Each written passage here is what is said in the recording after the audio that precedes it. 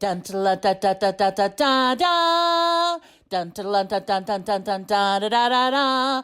Dun dun dun dun dun dun dun da da. Dun dun dun dun dun dun dun da da da da. You have reached your Two Spirit Aunties podcast. Please leave us a message after the tone. Da da da da. Lahayam! Hello, it's Shilo Lavender George, and I'm here with Brianna. I'm still Brianna. our still with us, Brianna, who we absolutely love and adore. We are so happy to be here with you today. We have a great topic and one that is extremely personal to us, and probably very similar to some of our listeners, and also some of our listeners who aren't as knowledgeable about this topic. Here's a place for you to learn more. So today we're going to be talking about disability, and Brianna and I both have disabilities. We have multiple ones. And so we are going to talk about some of them and maybe not talk about others. It's going to be what we are comfortable with, because again, consent is important and boundaries are super important, and respecting those about each other. So disability obviously is a really big topic. There's a lot that we could explore, and we actually do have other topics in disability we want to explore. But today we're going to talk about mostly the expense of being disabled. Like, a lot of people are somewhat aware of disability and the barriers involved with disability. Those of you who are disabled to varying degrees understand the barriers, but we want to talk specifically about the barrier of costs, because I think that's something that's often not talked about. And especially with like mobility disabilities, but I think that there's also a lot of hidden costs for other disabilities as well. I'd be interested to hear more from people who have other disabilities, where those hidden costs are. And I think there's a thought that insurance takes care of a lot of your medical needs when you're disabled, and that is not true. So insurance is just as pitiful and shitty for disabled people as it is for everyone else. Much worse, I think. And so we're going to talk about that today. So Brianna, what would you like to add? What are you interested in talking about today? Well, I want to start with insurance as a fucking racket. Like, Yes. it doesn't cover what you think it covers. And like, there are so many things that you don't think about if you haven't experienced a chronic health condition or a disability. I remember like going through, my sister's cancer treatment and seeing all of the things insurance didn't cover that would keep her comfortable, or not even just keep her comfortable, but keep her like food down and those kinds of things, right? But then you have other things with disability, the expense of all the professionals that you have to see, the medication, the equipment, all the things that, you don't think about that insurance doesn't cover. So I'm excited to talk about that. And I can kind of get us started with some personal things. I know I've said this on the podcast before, that like, I'm a pretty private person when it comes to this kind of thing. I don't talk about it very openly with people. I don't mind talking about it with people, but it's not something that I like walk up to somebody and start talking about. So Shiloh and I get to have these conversations because I feel very comfortable. We have a really good relationship talking about these things, and I can share that I've lived with disability. I was diagnosed with my first disability when I was about 7. And I was diagnosed with dyslexia. And I sat and thought about it the other day. I was talking to somebody else, another friend of mine who has dyslexia, and we were talking about like adaptive things that work can do for me. And I realized how long I've been paying for my own accessibility in order to work in the world. And then I started thinking about all of the other things that I pay for in order to exist within capitalism and colonialism. Can you give an example of what you mean by paying? I think you said paying for your disability to work, your accessibility. Yes. What do you mean by that? Yeah, totally. So first of all, I have a master's degree. I went through university system, all that fun stuff.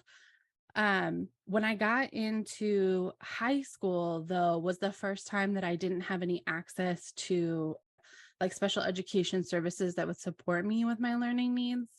Um, and I went up to my English teacher. I tested into honors English class and I said, "Hey, I need these things to be successful in your class." And she looked at me and she said, "You need to go special ed then, not in honors English." And so that was the first time that I learned that my job was to fill my own access needs. And so I spent a lot of time talking to other people, trying to do research. This was back before social media. So there was not a lot of like, you couldn't like go on Instagram and find a bunch of people that were talking about this or go on TikTok, right? Like, so that was the first time. And when I got into the university system, I tried to do the same thing. Like, here are the things that I've learned that I'm really successful. I know that I have dyslexia. I know that these are the ways that I learn. And my parents did a really great job when I was diagnosed of getting me the support that I needed. So I was really clear about what I needed to be successful and how dyslexia impacted my life. So when I got to college, I went to the Disability Resource Center and I said, "Hey, I need support for dyslexia. These are the things that I need." And they said, "Do you have a current diagnosis?" And I said, "Well, I was diagnosed when I was 7. These are the things that I do, blah, blah, blah." Whole story. And they said, "Oh, no, you need to get a current diagnosis." And then I was sent on my way. And so I started to call a couple of them, and it costs $600, $900 to get diagnosed. And I did not have the money to do that. So again, I was taught the lesson that it was my job to pay for my access to the world. And so since then, I do things like I pay for apps on my phone to read articles out loud. I do things like pay for special software on my computer to help organize myself because my brain works differently than a linear system would work. And then corporate America wants you to work. So it takes all the stuff from my brain and organizes it in the way that other people can understand it. So like those kinds of things. That's just for, dyslexia. But then there's all kinds of other ways that you have to pay for your access to work in a system that intentionally puts up barriers for you to work in it. Yeah, I don't know if that. No, that was really helpful. I think that Okay. was really great. And I think the reason why I wanted you to go into that is because a lot of us who are neurodivergent, who have learning disabilities, who think differently, not in a wrong way, like we're not, you know, dyslexia and other learning disabilities and neurodivergence for a lot of people is considered a disability because of the barriers of society and other disabilities too, not just ones that have to do with learning and cognitive disabilities, but also physical disabilities and many others, is because of the barriers of society. And so I think that's a really great example of the onus being on us to figure out what our access needs are, what we need to be as successful as we can in a situation. And then there's always that piece of if we're not, quote, successful or if we're struggling, that there's something wrong with us and we need to work harder and we need to do better. And it's like exhausting. It's emotionally exhausting.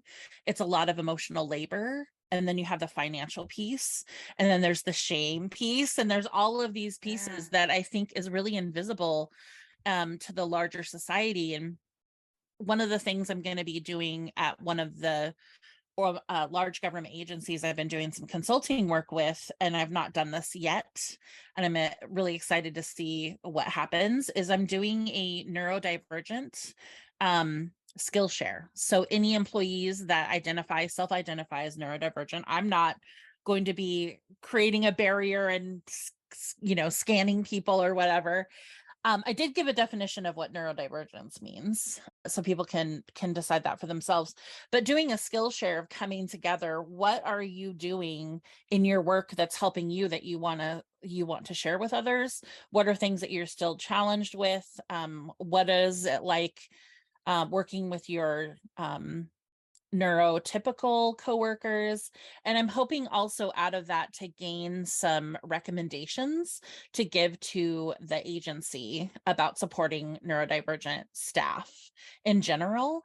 But one of the things I was thinking of is, during the pandemic, I've been obviously working from home, and it was pretty easy for me to adjust to that, just because my business is, what it is, consulting and training. And I was just thinking, sometimes I'm like, oh, if I needed to or wanted to work a 9 to 5 again, I don't know that I could, because, and there's especially one client that I have, which is a different government agency, who I love their work that they do, but they're very ableist, and they work their staff really hard, and their staff also works themselves very hard. There's like this unspoken um sort of work ethic there, and I'm just like, I think, and they of course have DEI work that they do like every other agency, but I'm like, my question is like, is it really inclusive? Like, could someone like me, who probably needs to work part-time and have adjustments of deadlines and things like that, depending on how my brain feels that day, how my body feels that day, what my energy level is, can I concentrate? There are days when I just can't concentrate very well, or I have a lot of brain fog, and a lot of that has to do with side effects of medication. And I'm like, would that be something that they would just, they as in the agency, right? Would they be able to compensate for that? Would they be able to create the access needs? I don't think so. I mean, I think that people would want to, but would they actually be able to, because of the way their agency is set up and the culture and the work expectations? I don't think so. And that's not inclusive. And I brought it up a few times, and I feel like people just kind of brush it off, not because they don't care, but because I think it feels like this really big thing that they wouldn't even know where to start with, right? Because they have all these other issues that they're dealing with. And so I think for someone, I'm just speaking for myself, I'm constantly with clients trying to help them with their sense of urgency, because it steamrolls over people, and I worry about people with disabilities. Not that people with disabilities can't keep up, but I worry about people with disabilities burning out or not being included. I don't know if that made sense what I said, but Yeah, totally. And I think that like, so I hate the word inclusion, like with every fiber of my being, because it should be an innate part of just how people exist in the world. Like, you are there. And so like there's all these like fucked up system barriers, but then there's also people barriers, because people don't want to change their way of thinking. Because in reality, there are so many gifts that come with thinking differently, or having different mobility access needs, right? Like, there are so many things that we could do differently, that we could think about differently, but because colonization says this is the way that things happen, and white supremacy says this is the way that things have always been, which is untrue. um then we limit ourselves, and we limit our creativity, and we limit our ability to push the boundaries and be innovative, so that inclusion is not a goal, it is just a byproduct of the fact that we are all part of that power sharing. And I don't know, maybe I'm going off on a deep end, but no, I'm glad you brought it up, and I appreciate that. Yeah, I mean, all of that is right on. I like I'm just really, I don't want to go off. This is kind of a tangent, but like, this is a whole other episode. But the idea of thinking differently, and being able to come up with different solutions because of that, yes. and being able to see the problem, and really complex problems. Mhm. A lot of our, different aspects of our society are really, and communities are really faced with very complicated problems, with probably really complicated solutions because of the systems that we're entangled in. And so I like that idea of different ways of thinking to find different possible solutions, and how we really limit ourselves when we don't do that. And I think the other thing too that really oftentimes limits people is, oh, we've already done that, or that's really strange, or that's not how we do things here. And so I think places and people that can be open to different worldviews, different solutions, different ways of seeing a problem or a situation are fantastic. And I think people who are neurodivergent, people who have quote learning disabilities, and people who've experienced trauma, right? People who have experienced really intense situations know how to survive. Yes. And sometimes those survival skills and those coping skills end up actually being very helpful. They can be exhausting to people, but they can also be helpful in staying alive. So, and I feel like this kind of like maybe brings us to one of the things we wanted to talk about today, which was sort of like navigating systems and navigating health systems in particular. And maybe not getting super deep into it, but I think that that's something to bring up and talk about. It's on our list. Do you want to like segue us into that, Brianna? There's always more on our list, right? Our list is never ending. It's true. Yeah. Every time we sit down and talk about something, it's like, oh yeah, oh that's a whole episode. Oh yeah, we should. Oh, that's a whole episode. So any tangents are always welcome as usual. Because we are both neurodivergent. We have said Right. this before.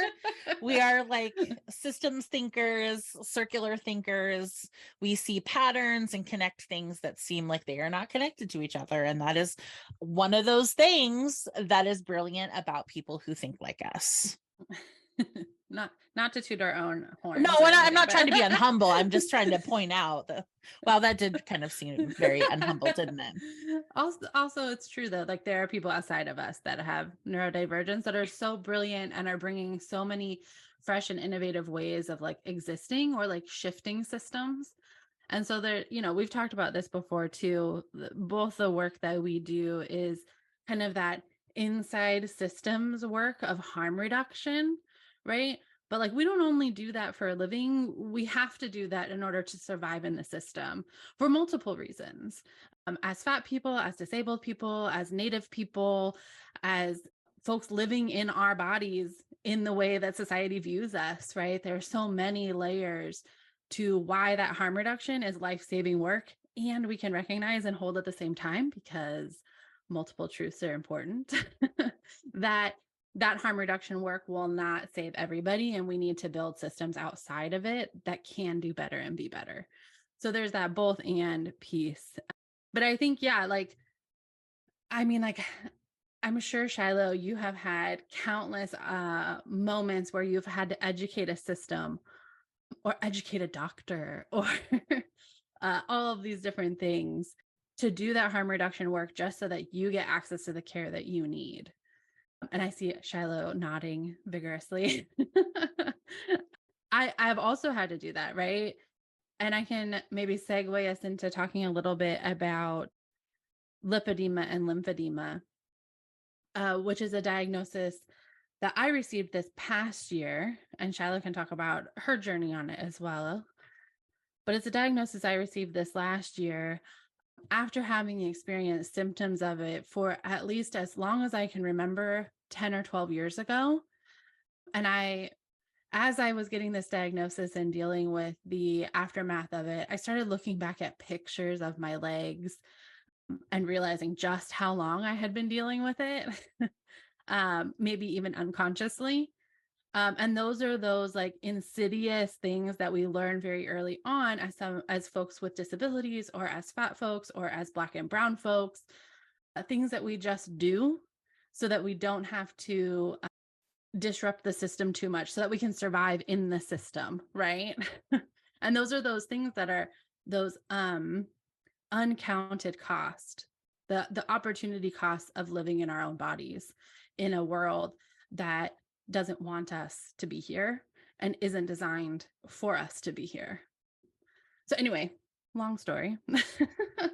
But yes, I was diagnosed with lipedema and lymphedema this last year. I haven't really talked about it very much because I'm still trying to understand what that means for my way of life. But maybe we can talk a little bit about what that is first and then jump into what that has meant for us. Shiloh, how does that feel?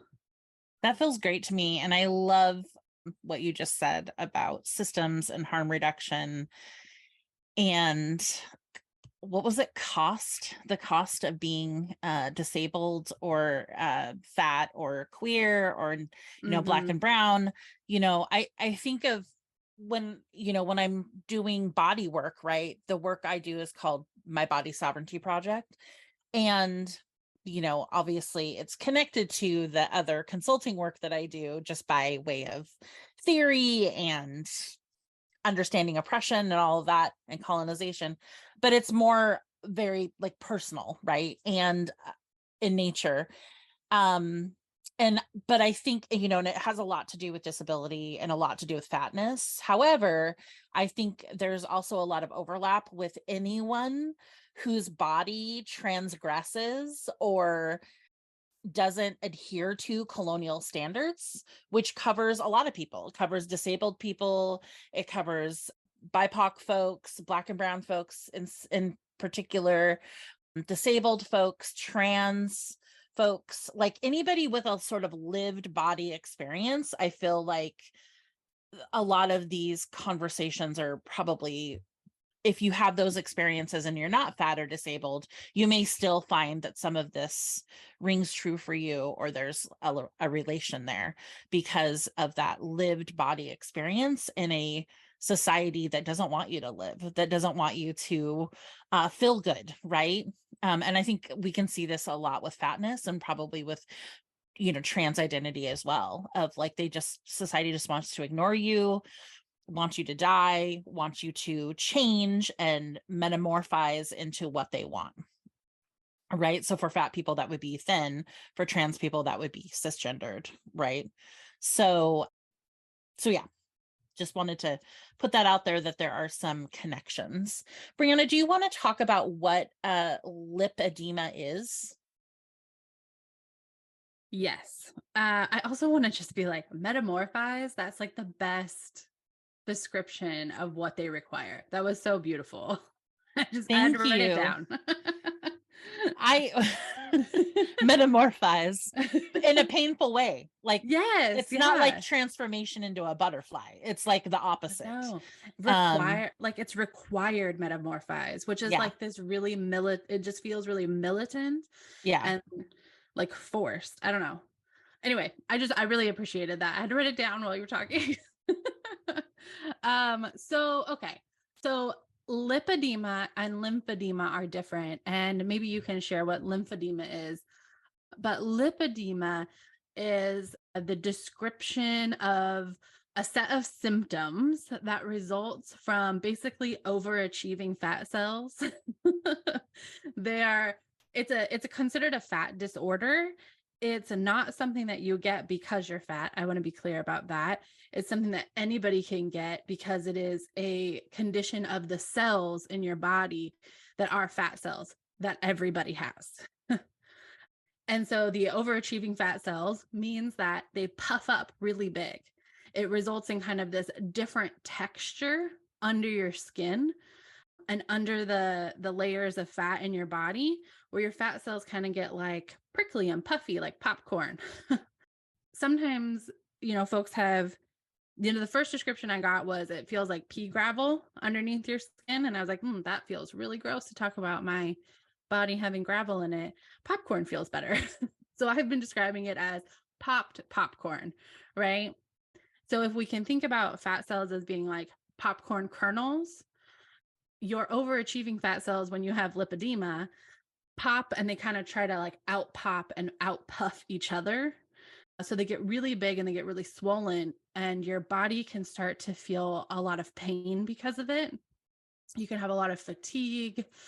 You can have a lot of kind of like your leg being disproportionate or different than typical fat cells would create in your body. And so it can kind of sometimes look lumpy or feel lumpy underneath your skin. And those things can kind of start to clump together and create these little things called lipomas that exist in your body. And they're considered fatty tumors, which feels really scary, but it's not necessarily cancerous. It's just what it is. It's a clump of fat, of overachieving fat cells that got together and decided to have a party right there. So that's a little bit about lipedema. There's a whole bunch more that goes along with it. Most of the time it's in your legs. Your legs kind of look like columns, or right around your ankle kind of starts to puff out and then go up the whole leg. It can go up into your thighs. It can go into your butt and your belly a little bit. It can also happen. It usually starts in the upper part of your arms and goes down. And so it can kind of be all over, and lipomas can be all over your body too. But yeah, that's a little bit. There's a whole lot more, and I am not a medical doctor, so this is just the best way that I have learned how to describe it for myself when someone's like, "What is that?" And I think the other thing to know about lipedema is that it's super common and incredibly underdiagnosed.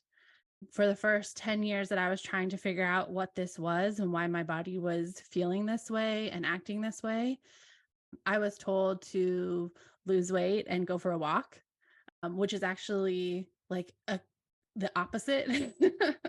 Lipedema, if you go for a walk and you don't have the proper supports on, can actually create more swelling, which is what was happening to me. So anyway, that's a little bit about that. You want to talk about lymphedema at all?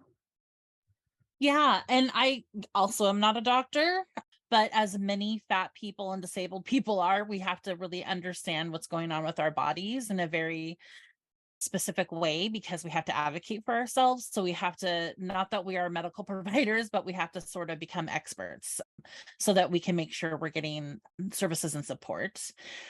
And I love how you created a more positive and fun way of thinking about lipedema. I think that's really beautiful and super important to not think negative things about our bodies. Lymphedema is about the lymph system. We have a lymph system in our body that takes, fluids out of our tissue, fluids that are kind of what they would call like toxic. They've done their job. They have toxins. And so that fluid gets taken to the kidneys, and there's a whole like system, and then you go to the bathroom and all of that. And I also think it also has to do with the heart as well. And it's a pumping system all throughout your body. There's lymph nodes, like you have lymph nodes. I think most of us are aware of lymph nodes. You have these pumping stations, and it's very similar. It's a circulatory system that's very similar to like the heart circulatory system. But the big difference is that there is no heart to pump it, right? The heart pumps our blood through our body, but the lymph system doesn't have a pump. So everything is based on, this flow and muscles kind of helping pump like gently the lymph throughout your body. So sometimes there are things that happen in our bodies where that lymph system becomes damaged for whatever reason. Maybe it's a surgery. For me, it was a lot of cellulitis, or not, yeah, cellulitis, which is an infection of the cell, the skin cells in particular. It's very dangerous. Actually, you have to be really careful about it. And so, and the other things that can create lymphedema. And you have to use compression for it. Lymphedema can happen in your legs, in your arms, your face. There's all different ways or places that we can have lymph issues. Mine are in my legs and my belly now. And it started off down by like my ankles, and over 20 years got like grew and grew. One of the things that happens is that lymph that is kind of like, they call it kind of like wastewater or whatever. I don't know. It's just not like helpful. It needs to go out of the body. It gets stuck in your tissues and it swells up your leg or whatever, wherever it is at in the body. And the body can't pump it out fast enough. And then it just like grows and grows and grows. And it can cause like a lot of problems because it's just like sitting there in your tissue. And so it can cause, it can contribute to infections. It can really create a lot of problems with the skin, wounds, and things like that. It can impact your mobility. Lipedema can also impact your mobility as well. I've talked to people, and some people say that lymphedema isn't painful, but I would, in my body, I would say that that's not true, because sometimes when the edema is really stuck in my tissues, it feels like my legs are like cement blocks, and they're very, very heavy and hard to move. And so that's my personal experience. It has been very difficult over 20 plus years to find any kind of helpful treatment or knowledgeable physicians or physical therapists or anybody who can help me at all with my lymphedema. And that's a whole nother episode. But the dearth of knowledgeable practitioners is a huge problem. And I would say that it oftentimes, in my experience, came back to, oh, you're too fat and things like that. So, which isn't really helpful. It's like, what are we going to do about it? And so that is how I understand lymphedema. And once the lymph system is damaged by like surgery or something, it doesn't ever really heal back. So once it's damaged, it's damaged. I guess there's more to it, obviously, but But we're not doctors, and that could go yeah, on for like hours. yeah, I was going to say too, like, I really feel like since, you know, your lymph system is designed to, as Shiloh said, like pump out all of these toxins, it's also there to like help when you have like an acute injury, like when you break your leg and your leg swells, or when you get a bruise and your arm puffs up, right? Because you got hurt. And like, I really feel like lymphedema is probably connected to chronic trauma and chronic stress in the body too, as like a disruptor of the lymph system, because we know that it's a disruptor of the lymph system. But like when you have lymphedema, your body always thinks that there's an acute trauma happening right now. And so, the cement blocks, that is how my legs felt when I finally got a doctor that listened to me and like went in for a doctor appointment for my primary care doctor. And she was like, oh, another patient of mine recently was diagnosed with this. Maybe you should go check it out. And then it took like 8 months to get into that doctor. And then the very first appointment that we had, she was like, oh, yes, you have both of these things. You have lipedema and you have lymphedema and you have all of this stuff going on. And the immediate treatment, as Shiloh said, is compression and manual lymph drainage. And so you're ending up going into this specialist doctor 2-3 times a week for a while before it gets titrated down. And because there is a shortage of doctors, like Shiloh said, there was no doctor that was covered by my insurance that did this work. So I was paying between $150 and $200 an appointment to see this person for manual lymph drainage, which was the very first and only thing that has worked to give me relief. And I just remember crying like for the whole week in both like a beautiful, like, oh my gosh, I have relief way. And in this other way of, oh my God, this is my new lived reality. It's not something where all these other doctors that had kind of been like, oh yeah, just like lose weight, right? Like, oh, just like go for more walks, right? And like, there was literally nothing I could do that was going to be free for me to get quote unquote better. And there is no getting better, as Shiloh said, from lymphedema or lipedema. It's what it is. And it's what you have forever. So it's a chronic condition that leads to different levels of mobility, disability over the lifetime. So I don't know, Shiloh, this can be really heavy for a lot of people. And so like, please take care of yourself if you're like, oh my gosh, I think I might have this, or, oh, this is really reflective of my experience, or If not, right, like take care of yourself in the way that you need to as we're talking about this stuff because it is really heavy. And Shiloh and I have had a lot of time to process it as people. I know I've had a lot of time to process it in therapy with my different providers and with Shiloh. And it definitely helps knowing that you're not alone in the process. So if you're somebody that's also experiencing any of these symptoms and you want to just like have someone else to be like, this is real for me, right? Like, feel free to reach out too. I'm gonna say that on behalf of both of us, but you all you can email us and or find us on Instagram and chat with us about it. Yeah, thank you. That's absolutely, yeah, I'm fine with that. We know each other well. It's been great to, I mean, it sucks that we both have this. I have more of an issue with lymphedema than I do lipedema.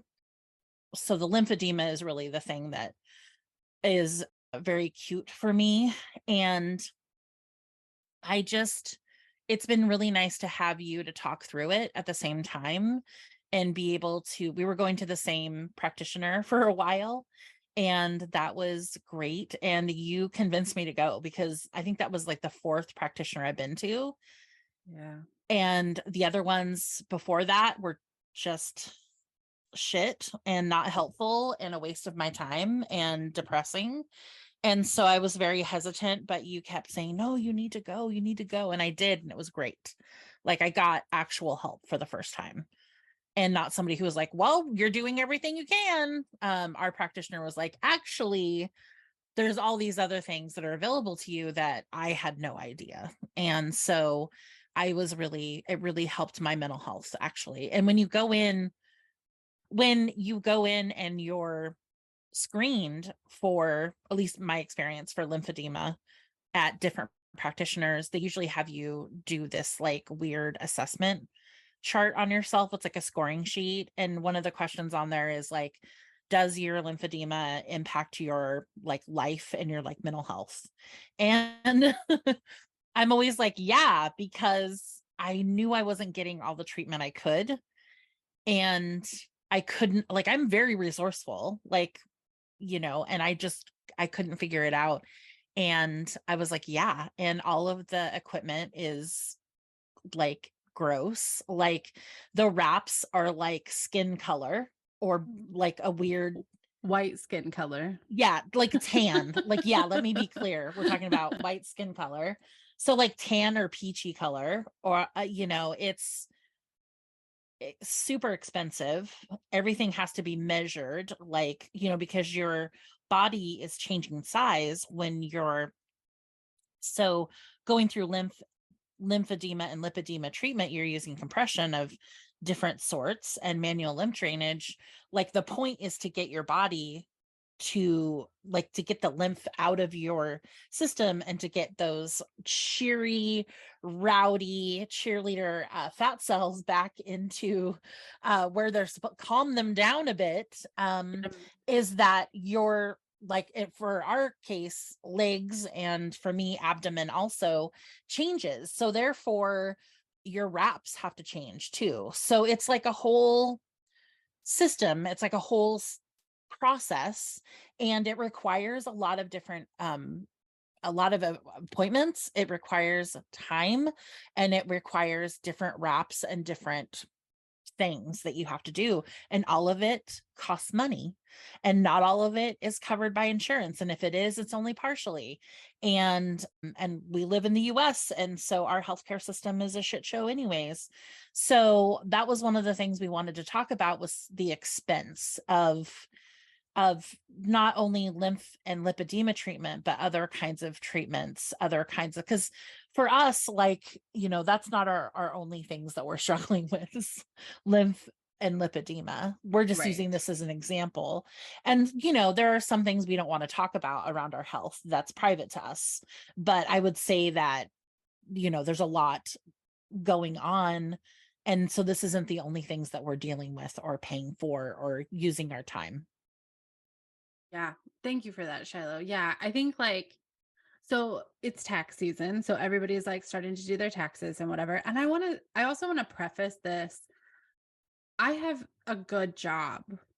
I have good health insurance. This is the best health insurance I've had my entire life.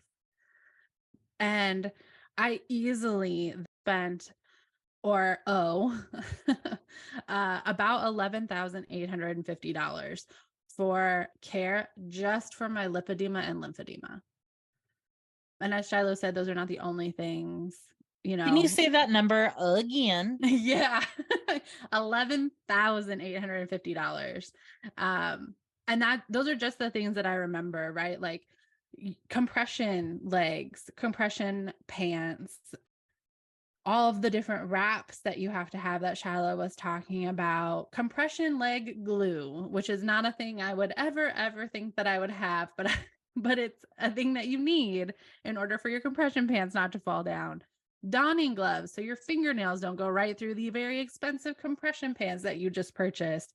Vibration plates so you can break up those those lipedema parties in your legs. A no skid mat so that you can help get your compression on, a compression butler that helps get them off, because there's all these other things that you don't think about. You're like, oh, just get the compression pants, which insurance partially covers. But then there's all these things that you need to get them on, keep them on, and get them off, right? Let alone the like emotional and physical pain of doing those things. Then you have your dry brushing and the manual lymph drainage appointments. Then you get your, what Shiloh and I call the Michelin Man machine, which is, I think the technical term is Flexi Touch machine, which is like it simulates manual lymph drainage. But anyway, all of those things cost money, and all of those things add up. And those are just the things that I can remember that I've paid for, let alone the like needing to make sure that you have seating that's really comfortable, or that you can put your legs up so that you can use those things, or the clothes that you have to get so that your compression pants fit under your regular pants, because all compression pants are ugly when you're fat. There are fun, fancy compression pants, and I'm just going to pitch this, and I will know because it's recorded. So please don't steal our ideas, but also like, let's collaborate. I really feel like if we could take Lizzo's like platform of her yoga pant and shapewear line and combine those with medical grade compression, we could actually get some pretty cute, functional, and fun compression pants for people, because, you know, Shiloh and I wear those every day. And there's a whole bunch of people for a whole bunch of reasons that wear compression garments daily. And that saves their lives and it saves their mobility. So anyway, I'm just throwing it out there, Lizzo. All right. No, oh my God, I would love some. It's just weird. It's like there's two things that I think of when it comes to wraps and compression stockings and all of that stuff. And I want to be really clear, if you've never heard of or know of compression stockings, they're really tight, very, very tight, because they have to help move that lymph and stuff, and help with swelling in the legs, and they also have those for arms and things like that. We're talking mostly about our legs because that's what our experience is. And so it has to help move that lymph up the leg as you're walking and moving your leg. It's kind of like the muscles in your leg, and the constriction of the compression stock and the wraps work similar. It's moving the lymph up, right? And it's not letting it come back down. Like, thanks, gravity. And so they're really hard to get on. They're very, very challenging and difficult to get on. And so, you know, it's like, I want to wear some cool designed ones, right? And sometimes I have to wear a wrap outside of my leg, like outside of my pant. You're not really supposed to do that, but whatever. I have my reasons. And so I would like, I used this, there's one type of wrap that I used that was black, and it was great. You had like two colors, which was white skinned and just black, like the color black. And so that was great to have that. But then I changed the kind of wrap, which I like the wrap I have now better, but it only comes in white skin. And so, or like this weird tan color. And so like I would love to have wraps that are like look cool. And I think about the mental health aspect where they ask you in that thing, like, how does it impact your mental health? Well, if we had compression pants, whatever it is that we were looking for that were cool colors, like that would be awesome. Like one thing that I know of is they do have compression sleeves for your legs or for your arms for runners and people who are sports folks. And those come in cool colors, or they have a logo on them or something, but that's because they're doing it for sports. But if it's medical, then it's like you're like, it's just like, it's like you don't have any reason to feel proud of yourself, no reason to feel proud of your body. Like it takes a lot to go in there and make appointments and take care of these things for your body and take care of your body in this way. But then we have to don this ugly shit on our bodies that doesn't feel good. Oftentimes, to be honest with you, the things that they create, whether it's, I use a CPAP machine, whether it's CPAP masks, other things, I'm like, who the hell engineered this? Like, clearly they did not think about different kinds of faces. I don't think they slept with it. Like in the case of a mask for a CPAP machine. But I'm just kind of like, you know, it just because it's for a medical reason doesn't mean it can't look cool, right? Doesn't mean that it can't make us feel good, that we can't be kind of fashionable. Like the two things can happen at the same time. Like there's Yes. not like some kind of barrier where designers can't design and engineer things that make us feel good about who we are. Like it's already a lot to and I feel like it's part of the shame of having disabilities. Like you shouldn't feel proud of yourself. You shouldn't be seen, you shouldn't be fashionable, like, or feel good about yourself. So that's my take on it. Like that's my opinion. And I think that, to be honest, and again, please don't sell our idea or collaborate with us, is I think that these medical folks, like these people who make wraps, and I mean, there's all kinds of things. Like we could talk for days about how stuff doesn't fit right. For fat people, they're missing markets. They're Totally. completely missing markets. Like Yes. just a couple of things that came to mind would be things like heating pads, where they're like, this is an extra extra large heating pad, but it's only like, I don't know, Size, like, size of a handkerchief. yeah, like 2 feet by, or like one foot by like 8 inches or something. And I'm like, one size fits all. That's bullshit. Like there's all of these things that they're completely missing. And I'm just like, fuck, like so yeah, if anybody wants to, contact us about collaborating on some, like I do designs, like I'm an artist. Brianna's working on, I know you just downloaded Procreate and stuff, so you're clearly going to be working on some stuff. So, I think there's a lot there that could be done. And I am on like Facebook private groups for fat people, for disabled people, all different kinds of folks. And I often see people who are like, hey, does anybody know of some compression socks that aren't ugly? And it's like, well, yeah, if your ankles and your calves are a certain size, if they're quote normal size, or maybe just a little bit swollen, but once they get to a certain level, you're no, you're screwed. Like good luck. Good luck on that. And if you need to have stuff, and that's stuff that's like you can just buy at the store. Like for us, our compression has to be measured and oftentimes created specifically for us, which is really, really, really expensive. Yeah, like insurance will pay 800 of the, I think 800 of the $1,000 that it costs for full compression legs. That's not even pantyhose.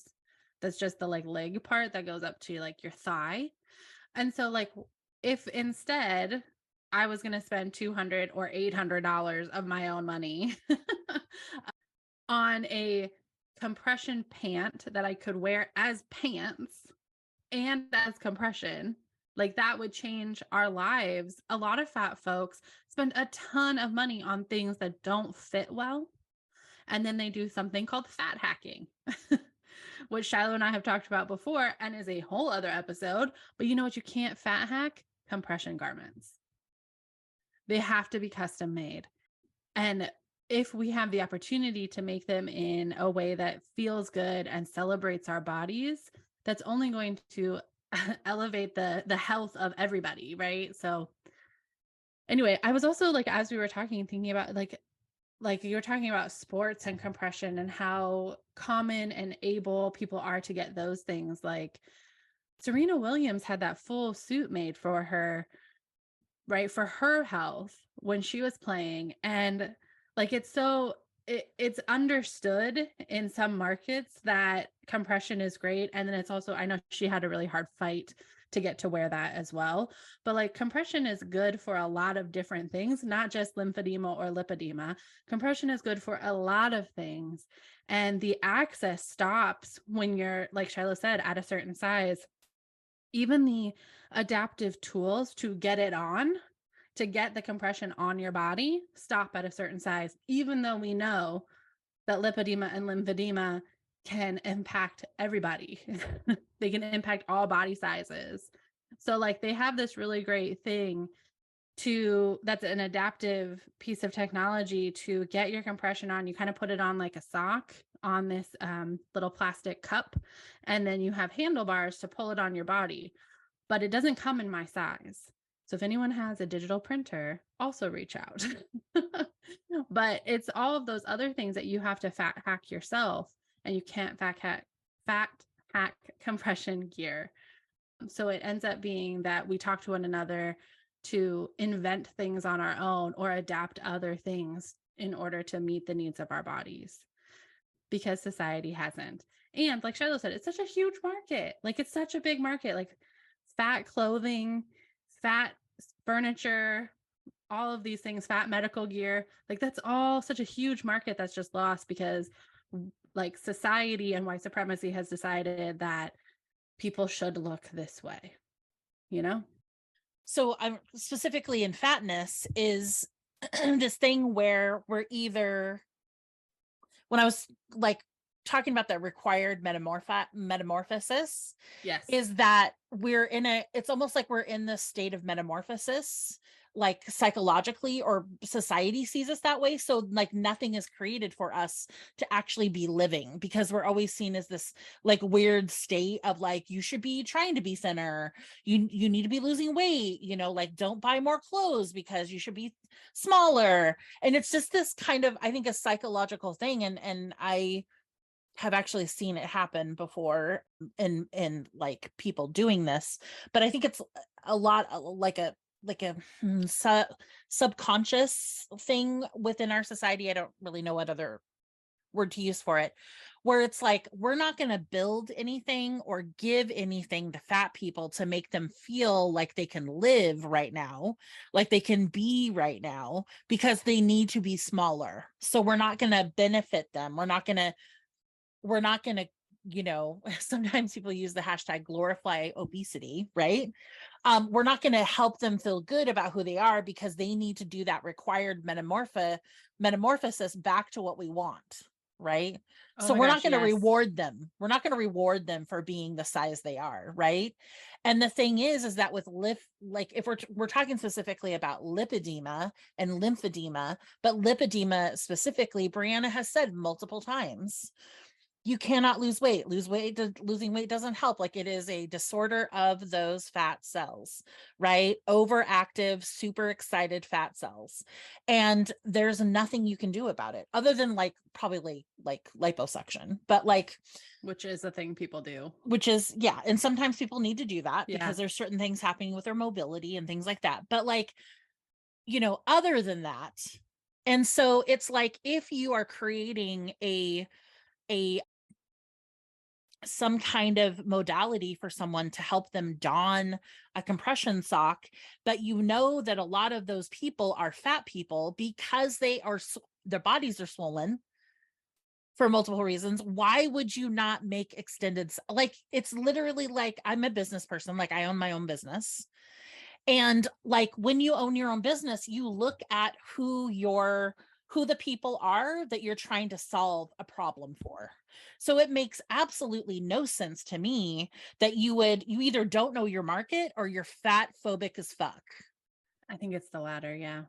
So, it's like these people have to know that larger people with our dawning compression on their legs who have big legs, who have big thighs, all they have to do is reach out. And I'm sure these medical companies that, like the ones that create that Michelin suit that we always talk about, I'm Yeah. sure they've got all kinds of data on the average size of someone's thigh or calf, because they measure everything, your whole entire body, whatever is impacted by lymphedema or lipedema, they measure all of it.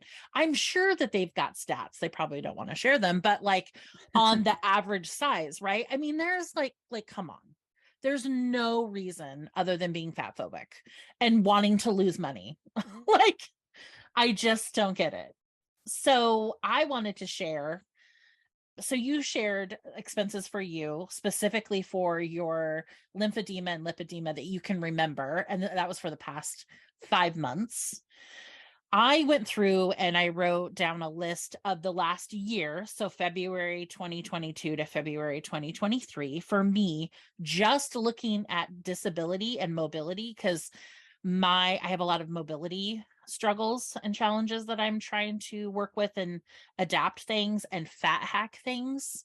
I feel like a lot of us fat folks, especially super fat folks, are like kind of quasi amateur engineers because we're constantly redesigning and engineering things to fit our bodies for a society that doesn't want to acknowledge that we exist and that we're here and living, and we're not going to metamorphosize back to what they want. So for a year for mobility aids, I have spent over $21,000 in the last year. Again, over the last year have spent over $21,000. And again, like Brianna, I do well in my business, at least this year. You never know when you own your own business. And I didn't even put that into this. I pay over $700 a month for my health insurance because I have to use the marketplace because I own my own business. So I don't have employee paid medical, but I have to have good medical. So that's why I pay so much every month. So I'm very lucky. Like I'm very privileged that I have the amount of money that I can pay for $21,000 out of my, but this is $21,000 I could spend on something else, like a down payment on a house. I just spent like half of a down payment on a house this year on disability and mobility stuff. So that includes a bathroom remodel to make it ADA because I couldn't really use any of my bathroom. It was so tiny. I'm not going to get into it. Those who have experienced my bathroom, Brianna has experienced my bathroom. It was very tiny. It's like a closet. Yes, like something you would see on like a motorhome or something. Terrible. I also bought an adjustable bed because I needed something. Yeah, Brianna's like, oh crap, I forgot. I didn't include that. Yeah. Right. And so, adjustable bed with a good mattress, and then I had to buy 2 different kinds of walkers. One just didn't work for me, the sort of medical grade basic one. So I had to get one with a seat, and it doesn't really fit me either. And it's horribly designed. Again, one of those things where if you're going to design a walker for a larger person, maybe you should ask people to try it out first. And then I had to buy 2 different canes because one of them I bought a cane that just had like sort of I don't know what to call it. It just has the straight post. Yeah, the single post. Mm-hmm. And what happens with those is that I live in Oregon, so it rains a lot. And when it rains and the bottom of that rubber on the bottom of the cane gets wet and you try to walk on like stone, cement, wood, floors, anything that's not carpet, you will slip. So I had to get a cane that had like a wide foot on it, and that helped a lot, but I still have to be careful. And then I also need help with cleaning, like deep cleaning my house. So that's a cost every month. And then I also looked at and a mobility bike that was used, and that cost me like $1,000. But it still needs adjustments for my body. And I also am paying for sessions with an amazing person who does sports medicine, who I've worked with before, because she is helping me figure out how to get on and off of it and also to use it properly, and adjustments that need to be made at the bike store. So that's going to be even more money. So yeah, I mean, again, super, super lucky that I can pay for this, but also this is like basics, right? And if you need any kind of mobility device that, because I'm super fat, good luck, one, with finding one that'll work for you. And two, if you can find it, you're going to be paying double, triple, sometimes quadruple the amount that a straight size person would. Yeah. It makes me like, it makes me sad because like what you said is so very true. Like the down payment that you just spent in order to survive another year, the house down payment that you just spent just to survive another year. And that's something that I've recently been like sitting with. Like I've always done it, right? Like I've always paid for all these things. I've had PCOS for a really long time. I just recently got a CPAP machine, which is like more money, you know, like all these other things. I have psoriasis. I've had psoriasis for a really long time, which costs a lot of money for medications every month.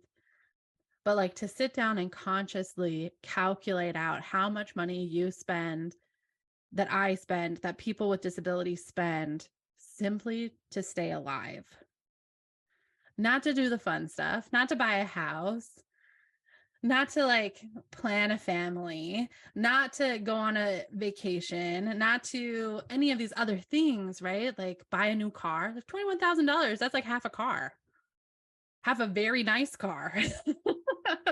You know, I think my last car was under that, right? Like, and it's like, on top of it, it's like, it's not money that necessarily we have right away either. So like for me, I'm on payment plans for most of the stuff to keep me alive. I'm on payment plans so that I can maintain my machines. I'm on payment plans so that I can get my medication every month, right? And so that adds to like just your monthly cost of living, the stress of losing jobs, the stress of making sure that insurance is still going to cover it, because that's a whole nother podcast, is like dealing with the insurance company. I recently had like a full like cry session with Shilo, I think a couple months ago, because I was trying to get my sleep apnea machine, my CPAP machine, and I had been waiting for a year. And I finally got the like prescription and everything, because it's ridiculously challenging to get one, like unnecessarily challenging, especially during the pandemic and with all the shortages on equipment and medical staff. Like it was a whole thing. Anyway, I finally got the prescription, and it was going to be 10 weeks before I got my machine. And that meant that my insurance deductible and my out of pocket would start over. So that was another $500 for my deductible a year, and another $6,500 towards my out of pocket costs. And I was like, please, can we get this the last week of December? That'd be 2 weeks early. And they said no. And I fought with the insurance company, and I fought with the medical office. And I finally called Shilo after like 4 hours of being on the phone dealing with all that. I mean, like, I'm just going to have to pay more money. I just want to say though, like, absolutely, like, how many times have I called you crying about various things? Like, you know, I had to say though that like, and you didn't say this, so if it's not okay to say, we can cut it out. But like, when you called me up about that, like the last straw for you was when a rude, I think it was a medical assistant or something, like basically hung up on you. And I was just like, give me her number. I'm going to call that bitch back right now and be like, you can't hang up on patients and da da da da da. And like, we're going to report your ass. And like, I was pissed. I was like, what the fuck is wrong with you? And like, you're a very nice person, right? I mean, it's not like you're cussing this person out or something like that. I mean, yeah, you're like, I want, I want to know da da da da da. Like, I need da da da da da. You're like being very clear with them, but like you're not being rude. And I was just like, it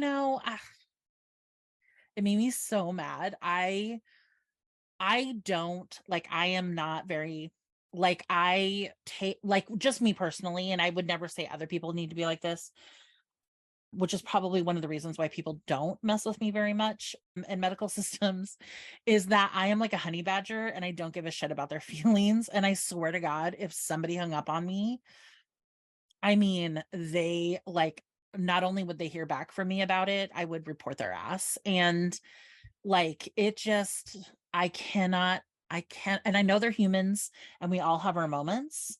I just, no, that made me so mad. And I was like, and also, why did it take a year to get a CPAP machine?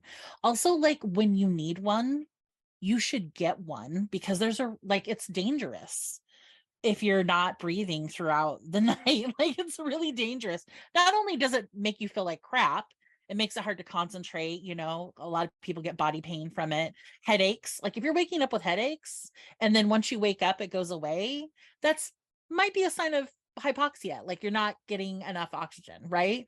And it's Yes. fucking dangerous.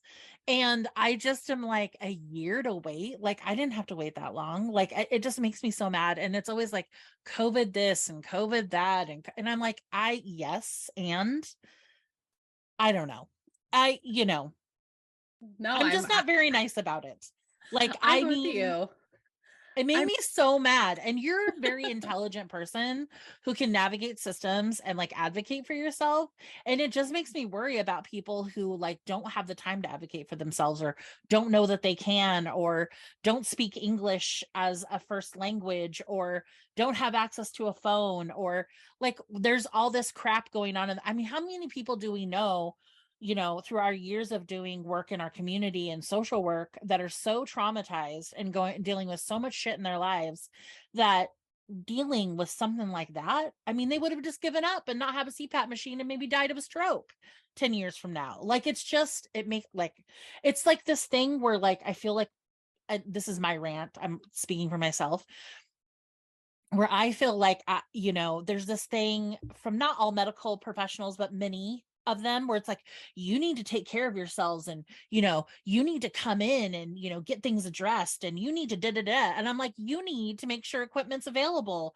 You need to make sure you're working on your bias. You need to make sure you're talking to people respectfully and not hanging up on them on the phone. You need to get your fucking shit together. You need to start advocating with health insurance, and being like, I'm like, with doctors, I'm like, I know that like health insurance is a nightmare for them, but I'm like, why are you going after individual patients and how we're not doing enough, instead of banding together with all of your degrees, all of your might, all of your sort of like expertise, and go after the insurance companies for us? Why don't you advocate for us with insurance companies as a collective, as the AMA? Like, go after those assholes. They're causing all these problems, and like, why can't we come together and go after them? Like, it makes me so mad that I'm like, everything's about how I'm not doing the right thing, or Brianna's not doing the right thing, or so and so's not doing the right thing, when I'm like, y'all aren't making these things accessible. Barrier after barrier after barrier after barrier. Fuck that. and like the reality is I had to call that woman back and be nice to her so that I could talk to my doctor. Right? Like the reality is, like, Shiloh, you are very skilled at being that honey badger. And like I still needed her so that I could get things to keep me alive. Right? Like, and that's the balance, the delicate balance it is of being disabled. Right? Like, I have all those skills and resources. I am very adept at advocating for myself. I've done so for many, many years. And I still needed that woman to hear me so that she could do her job and I could get the things that I need to stay alive. Because like I had that doctor appointment in July where I finally got to talk to a sleep doctor. And in October is when the end of October is when I finally got my sleep apnea test. right? And then it took a couple of months or a month or so for the insurance to approve it, and I had to fight with them about it, right? So it's like been this fight all along, and it's a methodical, consistent pushback against a system that doesn't want you alive, right? And so like when I got the results of my test, I was like, okay, so now how long do I need to wait before I can breathe at night?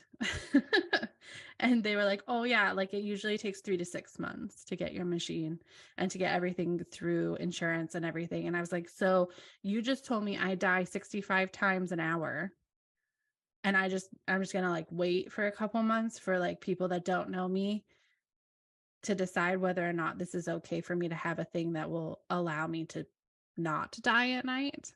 And she was like, yeah, but you won't notice the difference because this has been happening to you for a while. I'm just like, wow, that is just floored me. Anyway, Yeah, you're absolutely right. Like everybody, like you're right. Like you had to be nice to this shitty person to get access, right? And what popped in my head when you said that, other than like, absolutely. And I've also had to play that nice game. I can't always be mean to doctors, but when I can be, I right. fucking am. Yeah. If they make me mad. But the other thing that came to mind is fawning, right? We've got fight, flight, freeze, fawn. And fawning is this sort of adaptive coping skill that you do with abusers who you're not really sure what their behavior is going to be, what their decision is. Maybe they're gatekeeping your literal mental health, your physical health. Like I'm thinking about an interpersonal, like relationship, right? Like a relationship with an intimate partner or something, right? And they're being abusive, right? You become the fawn of like, everything's fine. Like, what can I do for you? Like, how can I help you so that you don't beat the shit out of me or scream at me or not let me have access to food or to money? And that dynamic just clearly popped in to my head when you were talking about that. And I think it was a medical assistant, wasn't it? Or Yeah. it was a Yeah. It was medical assistant, right? So mhm. we're not even talking about a nurse. We're No. talking about a fucking medical assistant and who has no real like medical degree. Like they have a degree maybe to help you, like to weigh you, take your blood pressure, ask a question, do whatever. Like they assist the medical provider, but they're not a medical provider, right? Being this massive gatekeeper and an abuser. Like that's abusive behavior, right? And that's like a system abuse, right? So we become fawns, right? So that we can get our needs met, which is abusive and awful and shitty. It's also connected to people pleasing. That's like another word for it. And I have an example also, like one of the things that we talk about sometimes with like fat activism is being the quote good fatty, which is, oh, being the fatty that's like, oh, I'm doing a good job, like I'm eating well, like I know I'm fat, but like I'm also working out. And we've all been there. All of us fat folks have been there. Some of us are still there. I'm not trying to Yes. critique you or make you feel bad if you're doing that. Like we're doing the best we can in the system that we're in. I'm just pointing out that this is a thing, right? Being a good fatty. And it is harmful to the rest of like other fat folks, right? To constantly be sort of playing the good fatty. However, it is something that you can use as a coping strategy, as a strategy to get your needs met. If I need to go into a medical situation and they are like hyper fixated, like the doctor or whatever is hyper fixated on my body and what I'm doing and is not going to listen to me and stop hyperfixating. And hyperfixating, I think, is the correct word. They get obsessed and hyperfixated. And if you're a doctor and you happen to be listening to this and this upsets you, like, I don't know what to tell you. Like, I think it's a moment to reflect because maybe you're not hyperfixating on people's bodies and fatness, but there are many who are obsessed. Anyways, to the point that we're not getting our health needs met, which is dangerous. And I'm just kind of like, you can use the good fatty modality to get them to calm down and to be able to focus on what you're doing and this is literally what I think is happening for some people, especially like subconsciously, some of these doctors, is to literally see you as a person because you are even if you're lying, I don't lie about this if you want. Like, I don't care. Like, do what you need to do in that moment. Lying about the required dieting, the required metamorphosizing back, right? So tell them, yeah, I'm doing this and I'm like whatever. I mean, you know what? I don't like if you have an eating disorder and stuff, I don't want it to like trigger you or anything. But if it doesn't trigger you and you're okay doing it, you know, and you need access to a medication or for them to listen to you, like tell them, yes, I'm doing this and this and this. I'm such a good fatty. Like, you don't just have to say I'm a good fatty, but like in like embodying that so they get excited and they see your humanity and that they see your worth and value for them to continue to participate in a conversation about your health and wellness and what's going to help you with, I don't know, a hormone imbalance, getting lab testing that you need or scans that you need, a medication you need, a specialist that you need to see. Like, yeah. The other thing I want to say that can be a good coping strategy is if the physician or whoever you're seeing is pushing dieting on you or weight loss surgery and they won't stop, which happens, they get hyper fixated and they don't listen, is you can use like dieting or weight loss surgery is against my cultural and spiritual or religious practices. It may or may not be, but you can say it. And many providers, once they hear cultural religious practices, will back down because that makes them very uncomfortable.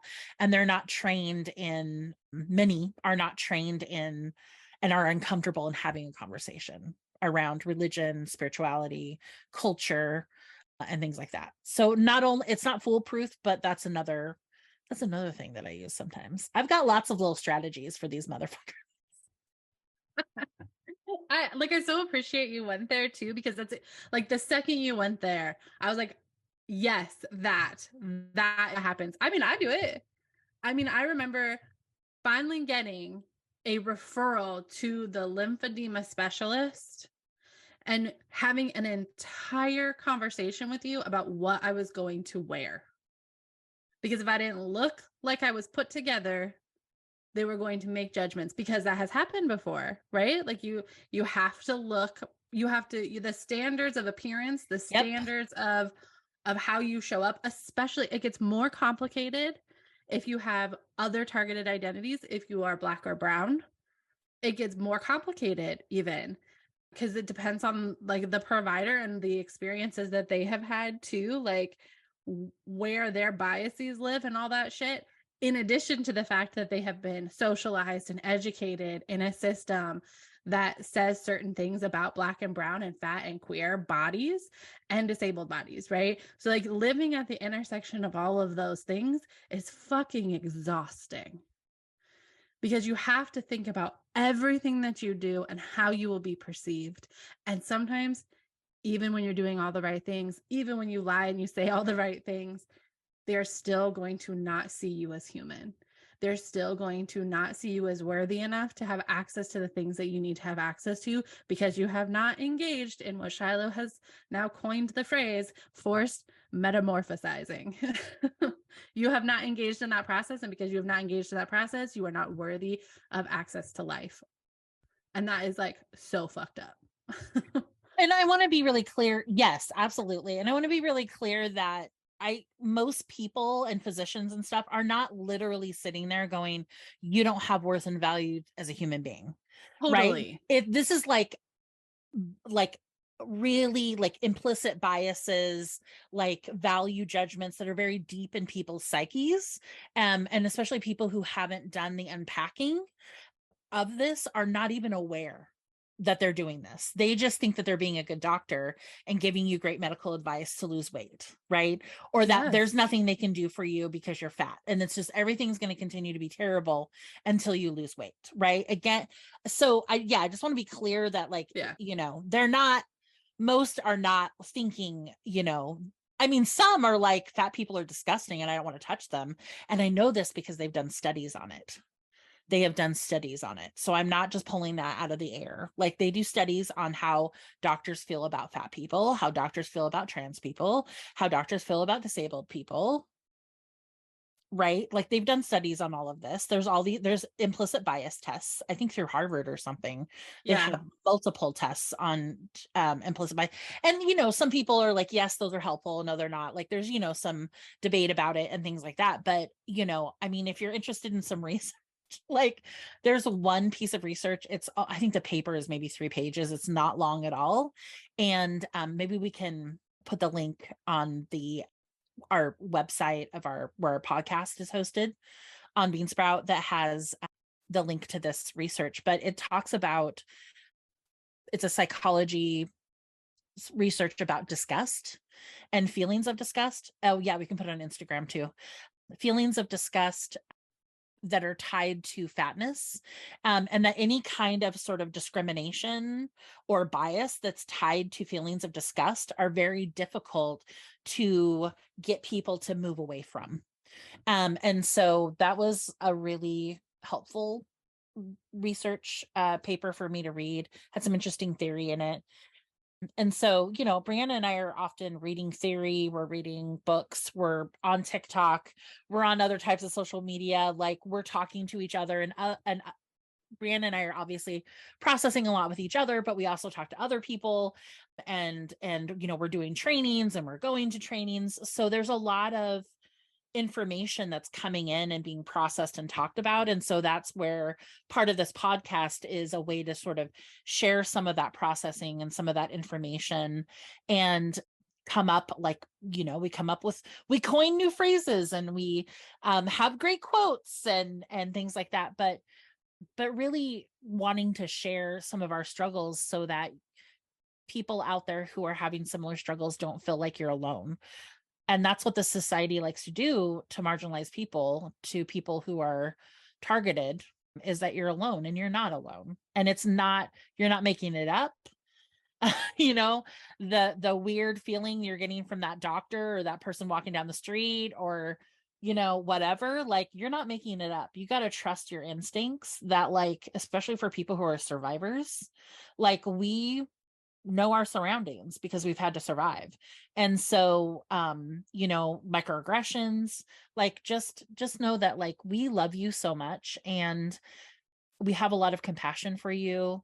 And we just wanted to make sure to talk about a topic that is super personal to us.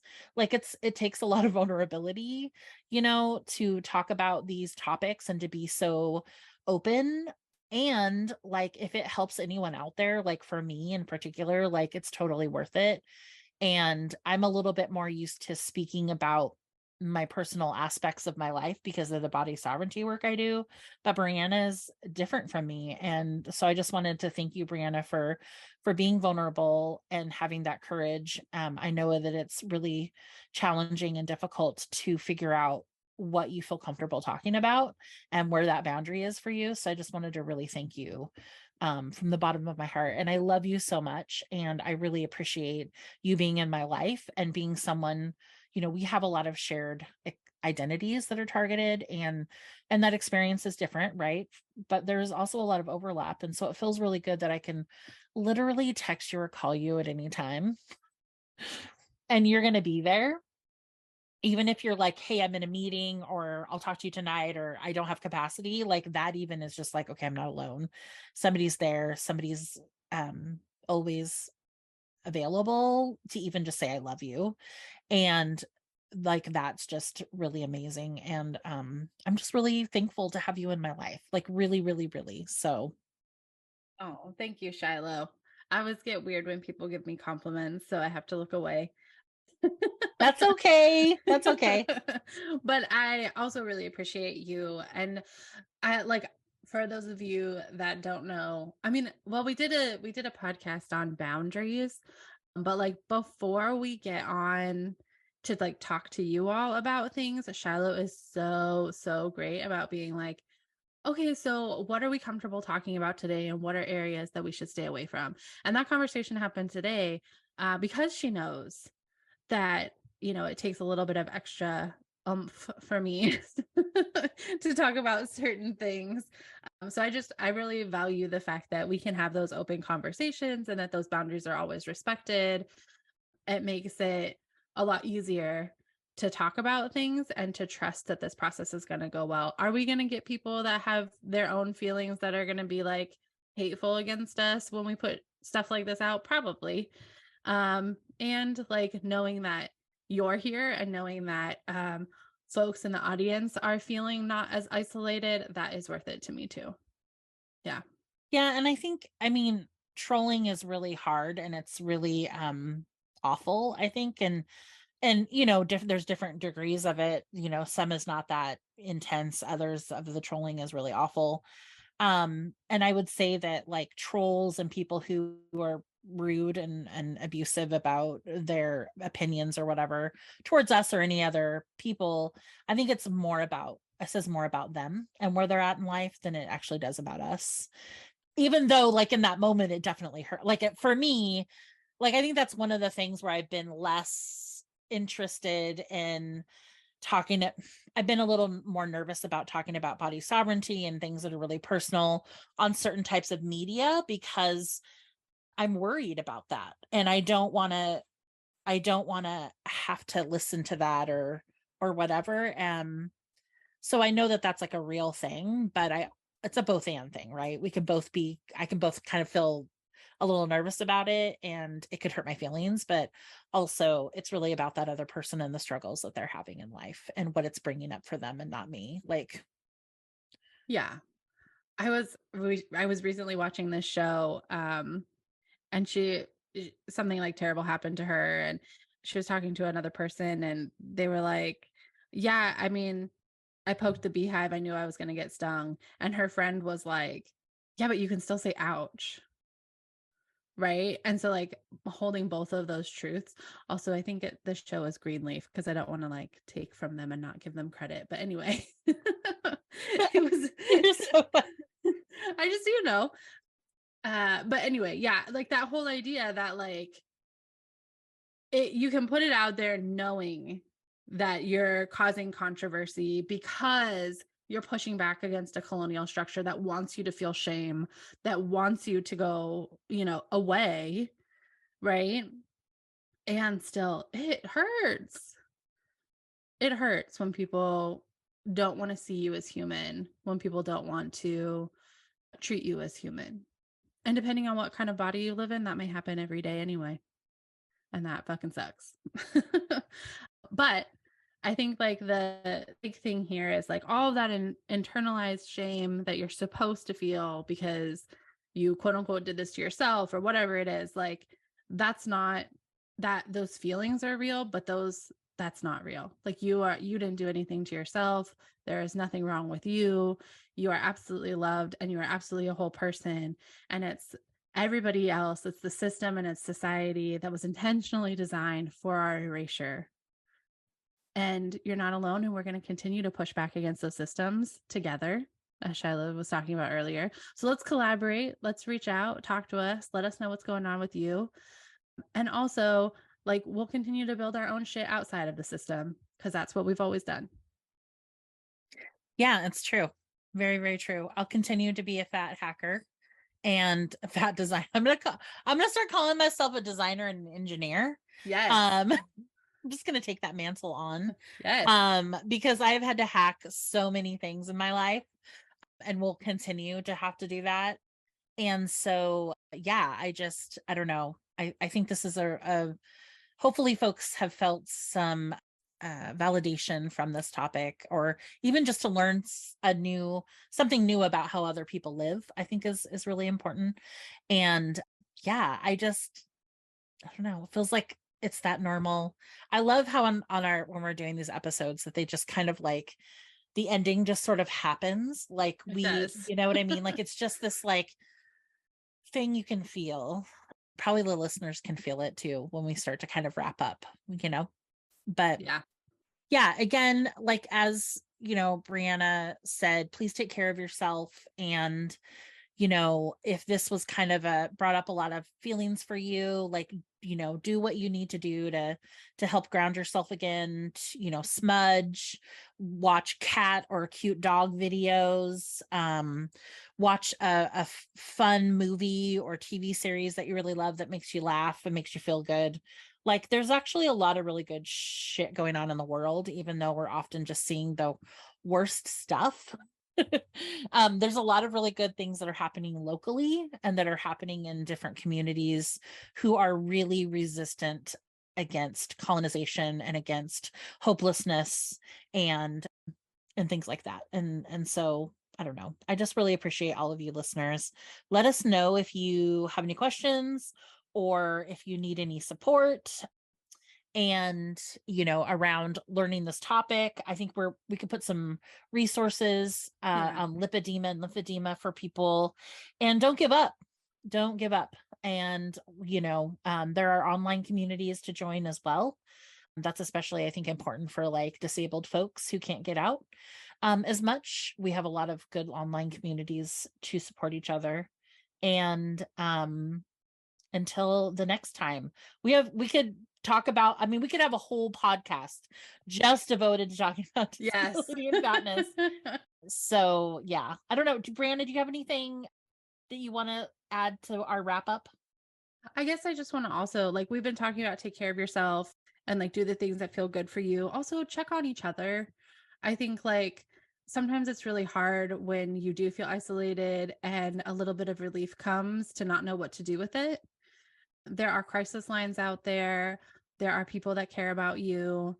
Reach out to somebody. And if you don't have somebody that you can immediately think of, the 988 hotline is up for crisis response all over the country. And just reach out because you are cared for. And this can be a lot to hold. So I just wanted to share that bit of information. Anyway. Thank you so much. As always, we love you all so much. And you can get a hold of us on Instagram, Your Two Spirit Aunties podcast. And then also we have email, which I think is Your Two Spirit Aunties at gmail.com. Yeah. That's it.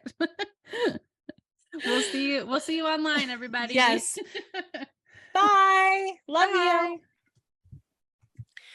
Thank you for listening to our podcast. And as always, we want to thank our amazing friend, Hannah Bueller, for editing and just being amazing.